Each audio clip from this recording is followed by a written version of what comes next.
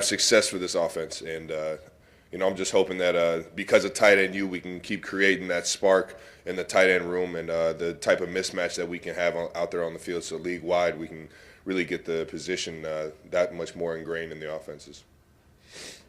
Travis, to your left here. Could you take us back a little bit to the off-season workouts with Pat and some of the new receivers in Texas and how helpful that was as you kind of went through the grind of the season? Yeah, I mean it was Pat's idea to get everybody going before we got into OTAs, and you know what, I think that all that did was really just get the ball rolling and get everybody in the same mind frame. They kind of saw how me and Pat, how McCole was down there, Clyde Edwards-Helaire was down there working their tails off, and they saw the practice habits there. And then that was just the easy way to transition right into OTAs when we got the coaches involved and the entire team together. But it was as much as we like to say it's about a culture here. You can't say enough about the guys that came in that took this to heart, man. It's cool looking back on it now because you see the determination, you see the focus, you see the want to get to a position that we're in, and man, it's gratifying for sure. But I don't think enough is said about the professionals that came in, the guys that came in this year with the right mindset each and every single day, even when we weren't even clocking in with the Chiefs. We were just trying to figure out how we were going to make this thing work. Hey, Travis, over here to your right. Right on. We know how much Patrick Mahomes has meant in your career with NFL honors today and him being up for the MVP award and him winning one his second year. What's it mean to you to see the evolution of him from that first MVP year to now being a favorite to win the MVP and seeing how he's evolved over this year in comparison to that first MVP season he had?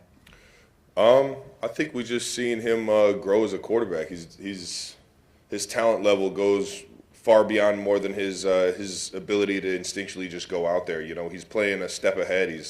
And he's almost playing chess out there in terms of he's got 3 or 4 moves already in his pocket, depending on what the defense does, and that's what's going to make him the greatest to ever go down. And I love playing with him, and he's nonstop, always trying to find ways to make himself better for this team.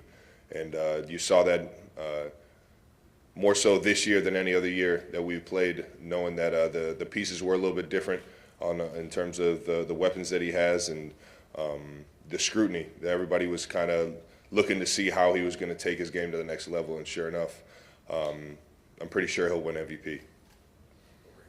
Morning, Trav. Why Morning. are you always open? Why am I always open? I say it all the time. Andy Reid, baby.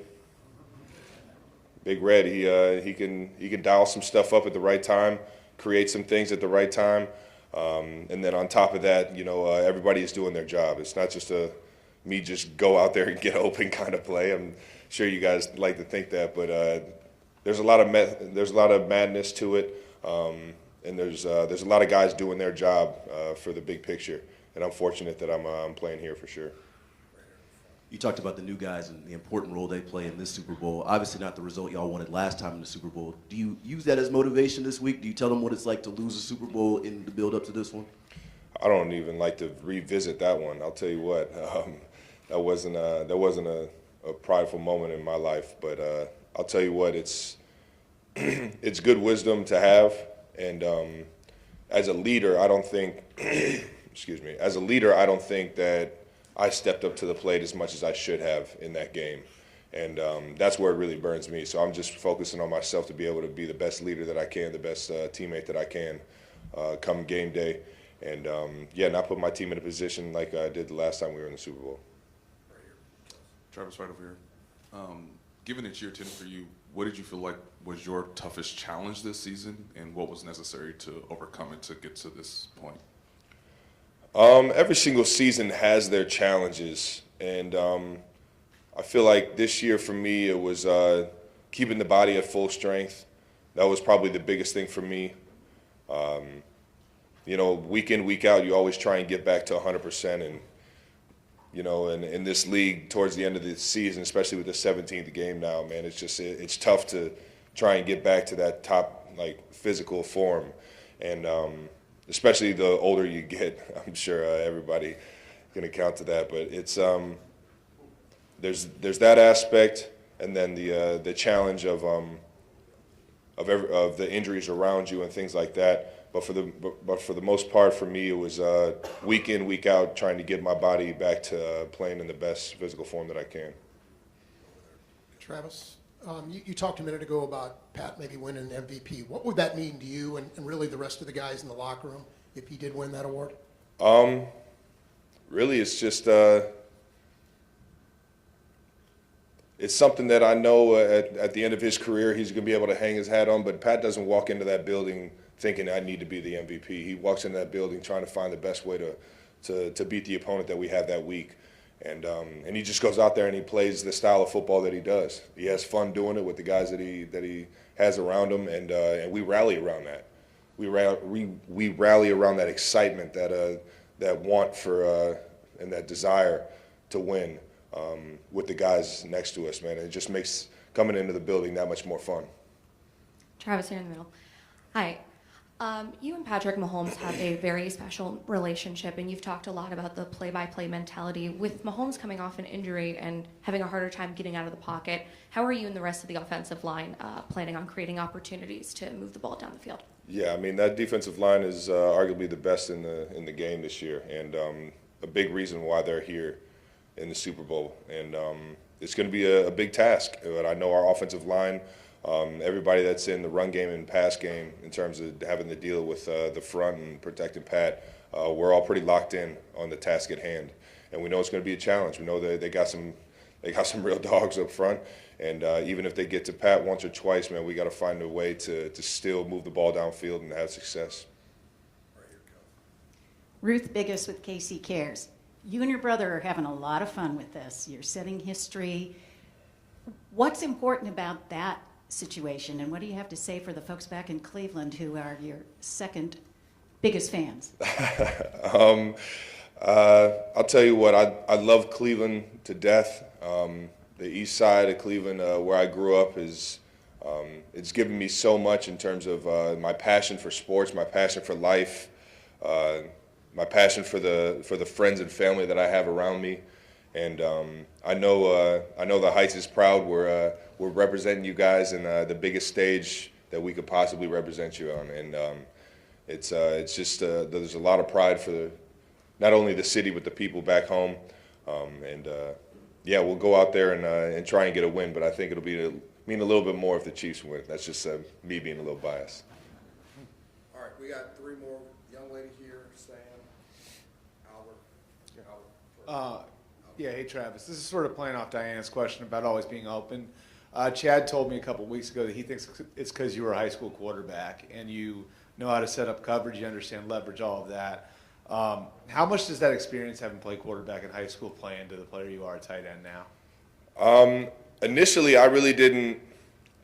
Going into the tight end position, man, it was a pretty big struggle. I'm not gonna lie. I didn't feel comfortable running routes. I didn't feel comfortable blocking. It took really a full year to 2 years up until my senior year in college to really kind of hone my own craft. And then it changed as soon as I got to the league. I went from really being a wide tight end, an inline tight end, to kind of this new creation that you see Coach Reed and the offensive staff really creating for me in this offense. And making that transition, I think, yeah, you have an understanding of what that quarterback is going through back there. You have an understanding of the progression on this play. You have the understanding of, all right, versus this defense, this is where I need to go with the ball. And if you have that kind of mindset, if you're in the quarterback's mind and you're thinking with him and the chemistry is there, there's certain things you can do when you run routes to get open or to just make that guy's life that much easier. And that's my job. My job is to go out there and paint a picture for the quarterback to make his job that much easier, a clear-cut, decisive picture of where to go with the ball. And from that point on, as soon as I get it in my hands, it's just that's when the fun starts. So it's just, I guess being a quarterback definitely helped out a lot because I get to understand I kind of understand the conversations and the things that are going on in that quarterback's head. But at the end of the day, I feel like everybody's got to have that quarterback mentality or that quarterback mindset on reading the defense and adjusting depending on what they're presenting. Hey Travis, you spoke a couple days ago about the support that you received from some of the Cincinnati coaches the year that you weren't playing. What kind of role did your brother play too in that, and the support that you received from him? Man,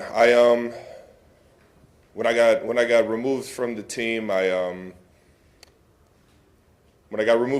I got my scholarship took, so I was actually staying with my brother. I was in his room in his house, kind of like two brothers growing up living in the same room. So in terms of rent, I wasn't paying rent. In terms of food, he was helping me with food. So I was literally living off him for quite a while down there, and he was my lifeline. And that being said, every single day I was trying to do the right things. And he went into the coach's office and actually talked to numerous coaches and numerous people in the Cincinnati staff to try and give me another chance to be on the team. And I'm forever in debt to this guy for putting his name, our name, just putting his honor on the line to give me another chance. And so when I say I owe it all to him, I really do. Sam. Travis, earlier to a question you said your work to not put your team in the same position you did last time you were in the Super Bowl. What do you mean by that? And is that something that's obviously stuck with you for the past couple of years? I mean, through every single game, you're going to have those ups and downs, and unfortunately, we had a lot